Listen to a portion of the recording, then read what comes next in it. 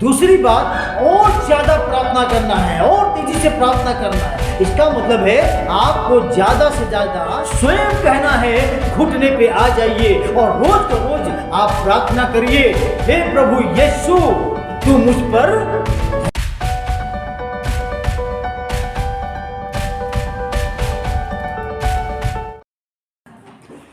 Hallelujah, सबको जय मसीह की। आइए हम प्रार्थना करें। प्रेमी परमेश्वर, धन्यवाद करते हैं आज के इस दिन के लिए। मैं ये दुआ करता हूँ कि प्रभु जो वचन बोया जाए वो 30-60 गुना फलवंत करें। और यहाँ पे पवित्र आत्मा जी आपका स्वागत है, यीशु के नाम में दुआ मांगते हैं। मेरे साथ लूका 18 अध्याय निकालिए, और आज लूका 18 अध्याय का 35 से 43 तक भाग है, जिसके बारे में मैं आपको बताना चाहूँगा। और हम 38 आयत के ऊपर अधिक फोकस करेंगे। 38 वर्ष को हम ध्यान देंगे। और मैं इसे 38 आयत को मैं पढ़ता हूँ। तब उसने पुकार कर कहा, हे यीशु दाऊद की संतान मुझ पर दया कर। आया समझ में? तब उसने पुकार कर कहा, हे यीशु दाऊद की संतान मुझ पर दया कर। अब इसके ऊपर के भाग को और नीचे के भाग को मैं बताना चाहता हूँ आपको, कि जहाँ इस प्रकार से लिखा हुआ है कि एक व्यक्ति है, तिमाही का पुत्र बरतिमाई, जो आंखों से अंधा है, और वो सड़क के किनारे बैठ जाता था भीख मांगने के लिए। और आप जानते हैं कि यीशु की सेवकाई को लेकर के वो गांव-गांव, शहर-शहर जा के सेवा करते थे अपने उन दिनों में। और जब वो उस मार्ग से जा रहे थे तो वो व्यक्ति ने पुकारा, लेकिन उसको उससे पहले, पुकारने से पहले उसको आहट आई कि ये कैसे भीड़ जा रही है। उसको इतना सुनाई दिया, क्योंकि देख नहीं सकता है कि कौन लोग जा रहे हैं। हो सकता है मजदूरों को भीड़ भी जाता हो और भी पब्लिक किसी वजह से जा रही हो, लेकिन कुछ ऐसा सुनते हुए पाया कि ये यीशु जा रहे हैं। और उन्होंने जब पुकारा, उस व्यक्ति ने पुकारा, तो लोग उसको चुप कराने की बात कहे, चुप हो जा। और उसने क्या करा? वचन में लिखा है वो और तेजी से चिल्लाने लगा, वो और तेजी से चिल्लाने लगा।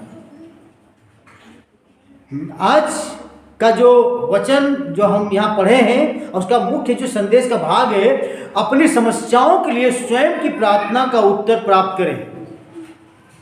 स्वयं की प्रार्थना से उत्तर प्राप्त करें। आप व्यक्ति, विश्वासी, स्वयं की प्रार्थना के द्वारा। आज इस व्यक्ति से आप क्या देख रहे हैं? ये व्यक्ति अंधा है। इस अंधे के लिए इतने भीड़ में किसी ने कहा, प्रभु इसकी आंखें तो ठीक करते हुए जाइए। क्यों? क्योंकि इस लूका के 4 अध्याय में एक मैं उद्देश्य दिखाना चाहता हूं कि यीशु मसीह के इस दुनिया में आने का उद्देश्य रहा क्या। और उसके 4:18 में लिखा है कि प्रभु का आत्मा मुझ पर है, इसलिए कि उसे कंगालों को सुसमाचार सुनाने के लिए मेरा अभिषेक किया गया है, और मुझे इसलिए भेजा है कि बंधुओं को छुटकारे का और अंधों को दृष्टि पाने का सुसमाचार प्रचार करूं और कुचले हुओं को छुड़ाऊं। अब यहाँ पे यीशु जो आए हैं दुनिया में, उनके आने का उद्देश्य मालूम पड़ा क्या था? उनका अभिषेक किया गया, पवित्र आत्मा उनके साथ है, और यहाँ पर लिखा है कि बंधुओं को छुटकारे का और अंधों को दृष्टि पाने का सुसमाचार। तो क्या यीशु को मालूम नहीं था कि अंधा व्यक्ति बैठा है? क्या भीड़ में से किसी को दिखा कि अंधा व्यक्ति भीख मांग रहा, मैं उसके लिए कुछ कहूं? इससे क्या सीखने को मिलता है? हम और आप इस अंधे व्यक्ति के समान पुकारने वाले बन जाए,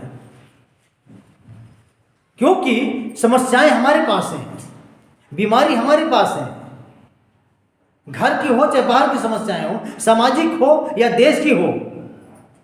हमें स्वयं ही क्या करना चाहिए? पुकारना चाहिए। और यीशु ये बात जानते थे कि अंधा व्यक्ति है, लेकिन वो उस व्यक्ति के द्वारा वो प्रक्रिया जानना चाह रहा था कि ये व्यक्ति की जरूरत है या नहीं। हालेलुया। इस बात को समझिए। हम और आप क्या करते हैं, हमेशा निर्भर हो जाता है। बहुत से कलीसियाओं में लोगों का फोन आता है रात के टाइम, ये नहीं पता है पादरी साहब सो रहे होंगे, उनका परिवार सो रहा है, कोई मतलब नहीं है, उठाया और फोन कर दिया, उन्हें प्रार्थना करवानी है। जबकि वचन हमें सिखाता है, ये बेहतर है, अच्छी बात है कि आप पास्टर को रिस्पेक्ट दे रहे हैं कि नहीं, पास्टर जी को हमें प्रार्थना करना है, लेकिन प्रभु कुछ सिखा रहा है, आप सीखिए। और वो ये है कि यहाँ पे वो व्यक्ति को जब मालूम हुआ कि यीशु जा रहे हैं, तब उसने कहा, हे यीशु दाऊद की संतान मुझ पर दया कर। क्या कर मुझ पर?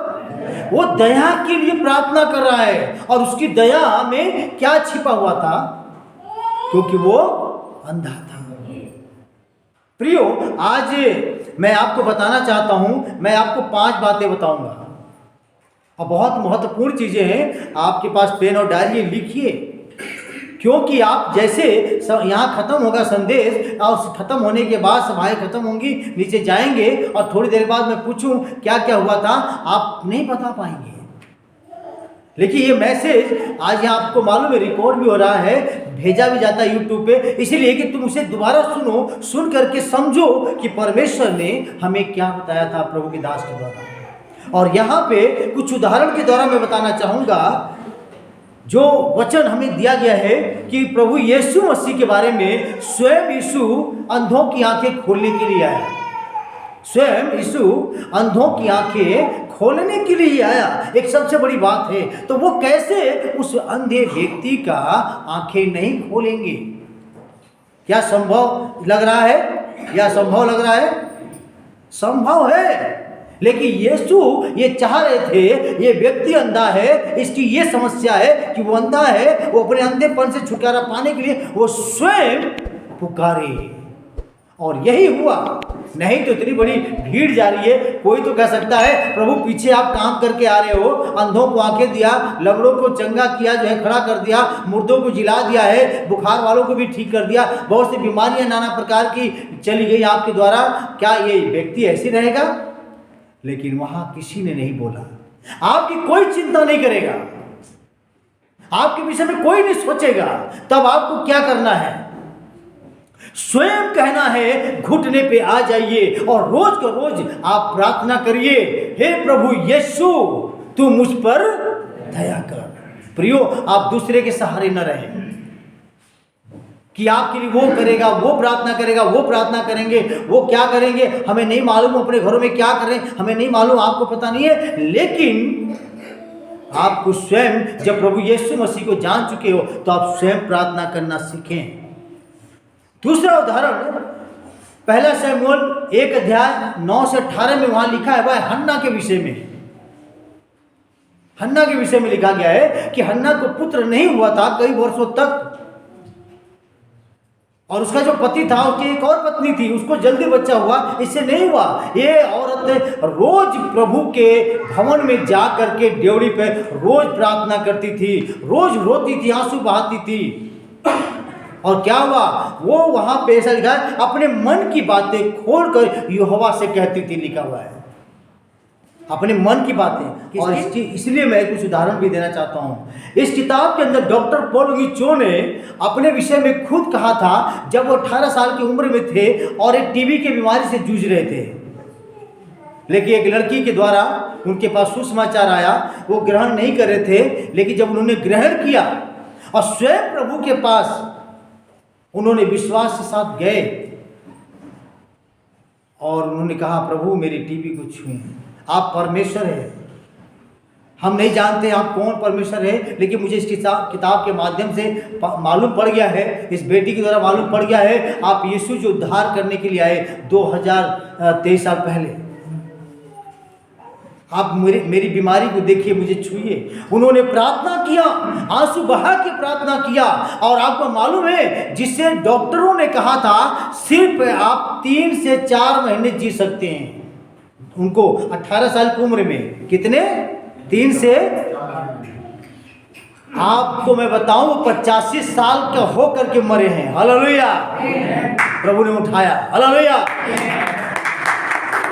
प्रभु का धन्यवाद हो। 85 साल, उसमें उन्हें माइनस करिए, वो 18 साल, 67 ईयर्स प्रभु ने उनको दे दिया जीवन कि तुम जियो, और उनके द्वारा 8.5 लाख की बड़ी कलीसिया स्थापित की गई। 10,000 लोगों को बैठने के लिए वो भवन बनाया गया।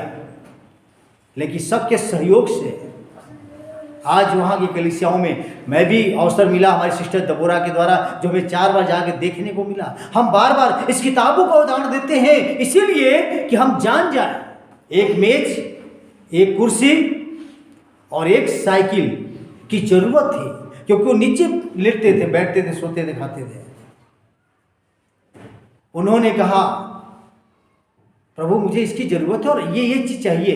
प्रभु ने उनके लिए दिया, वो स्वयं मांगा, वो किसी और के ऊपर निर्भर नहीं रहे, वो किसी और से बोला नहीं क्या मेरे लिए। इन किताबों के जो उदाहरण दिया हुआ है वो यूं ही नहीं दे रहे हैं और ना ही हम आपको बता रहे हैं। आज यहाँ पे इस व्यक्ति, इस अंधे व्यक्ति के द्वारा हमें ये सीखने और जानने को ये मिलता है कि हमें किस रीति से परमेश्वर के समक्ष आकर के मांगने की जरूरत है, और स्वयं मांगने की जरूरत है, स्वयं प्रार्थना करने की जरूरत है। आप दूसरे के ऊपर निर्भर मत रहिए, दूसरों से अपेक्षा मत कीजिए, वो मेरे लिए करेंगे, वो मेरे लिए करेंगे। आपकी समस्या है। इस अंधे व्यक्ति को बारे में कोई नहीं सोचता है, सिर्फ अंधा स्वयं सोचता है मैं चंगा हो जाऊं, मैं चंगा हो जाऊं।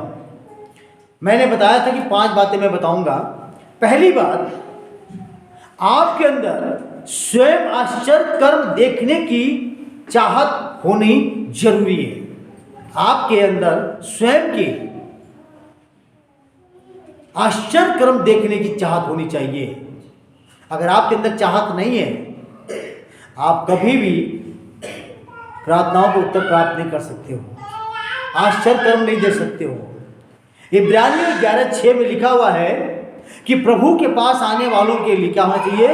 विश्वास होना चाहिए, और बिना विश्वास के प्रभु को प्रसन्न करना अनहोना है। क्या, कैसे आना चाहिए?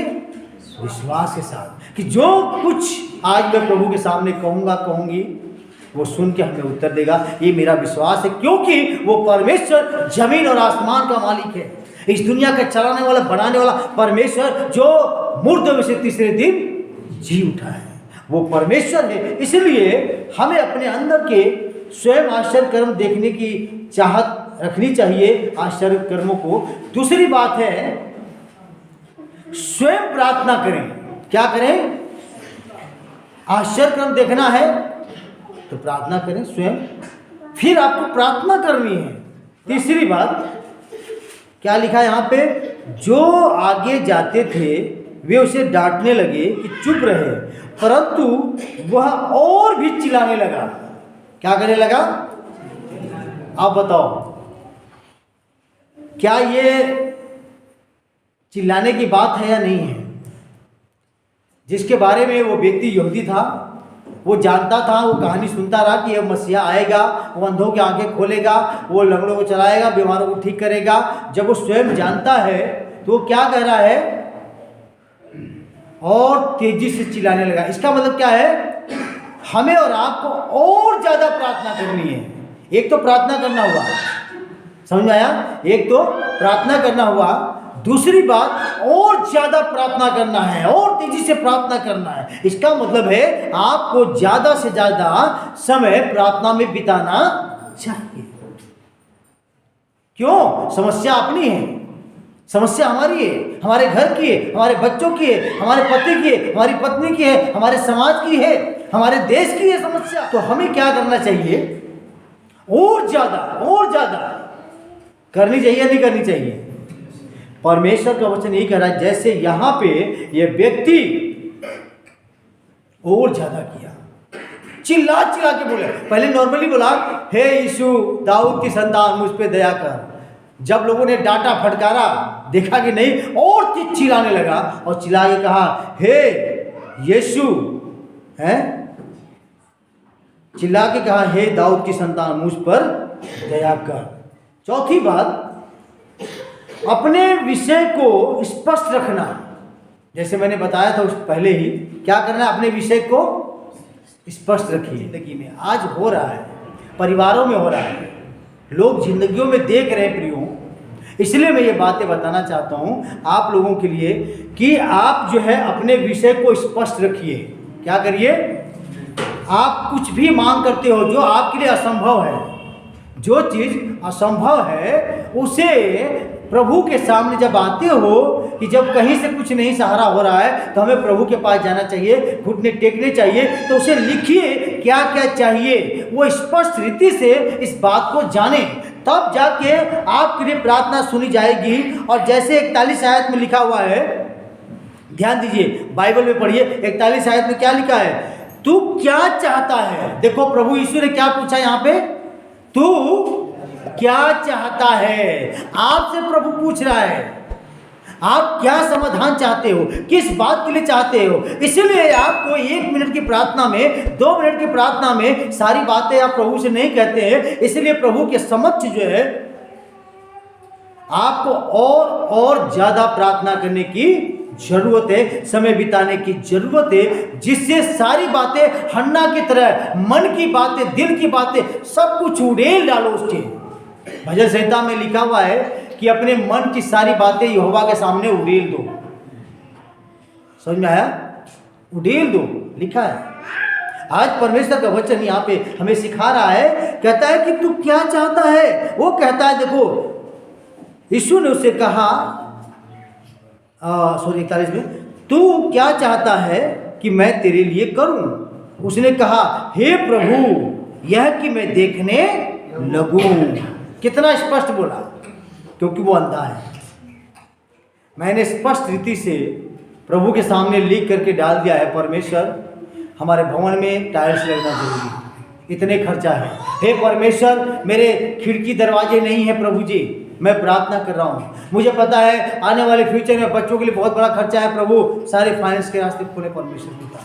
हम लिखते हैं, आप भी लिखिए, आप लिख के प्रार्थना अपने बच्चों के लिए, अपने परिवार में, हर बात के लिए प्रभु के सामने लिखिए। तो यहाँ पे चौथी बात में बहुत स्पष्ट रीति से उस व्यक्ति ने अपनी बात को प्रभु के सामने लिखा। तब उसने, यीशु ने क्या कहा, देखने लग। क्या कहा यीशु मसीह ने? देखने लग। प्रभु ने साफ बोला, जो तू चाहता है वही मैं करूंगा। 5वीं बात मैं बताना चाहूंगा, उत्तर मिलने पर हमेशा धन्यवादित बने रहें। अगर आपको उत्तर मिल गया तो आपको क्या रहना चाहिए हमेशा? देखिए 43 में, इस 43 आयत में क्या लिखा है, और वह तुरंत देखने लगा और परमेश्वर की बड़ाई करता हुआ उसके पीछे हो लिया। और सब लोगों ने देखकर परमेश्वर की स्तुति किया। हालेलुया। वो जो भीड़ जा रही थी ना, वो बस चली जा रही थी, प्रभु के पीछे चली जा रही थी, लेकिन प्रभु का वहां महिमा होना था। और उन व्यक्तियों ने भी देखकर क्या किया, प्रभु की स्तुति करने लगे। और ये व्यक्ति तो उसके पीछे हो ही लिया, चल दिया। ये 5 बातें आपके अंदर स्वयं आश्चर्यक्रम देखने की चाहत होनी चाहिए। दूसरी बात, स्वयं प्रार्थना करें। तीसरी बात, और अधिक प्रार्थना कीजिए। चौथी बात, अपने विषय को स्पष्ट रखना चाहिए प्रभु के सामने, ताकि वो वही काम करे। 5वीं बात कि आप धन्यवादित बने रहें। हालेलुया। मैं परमेश्वर का धन्यवाद करता हूँ आज के इस दिन के लिए जो प्रभु ने हमें ये वचन दिया है और इस व्यक्ति के द्वारा हमें सिखाया है कि हमें किस रीति से प्रभु के समक्ष आना चाहिए। आइए हम प्रार्थना करें। हे पिता, हम धन्यवाद करते हैं आज के इस दिन के लिए प्रभु जी जो वचन दिया, इस 60 गुना फलवंत करें और दया करें। यीशु के नाम में दुआ मांगते हैं।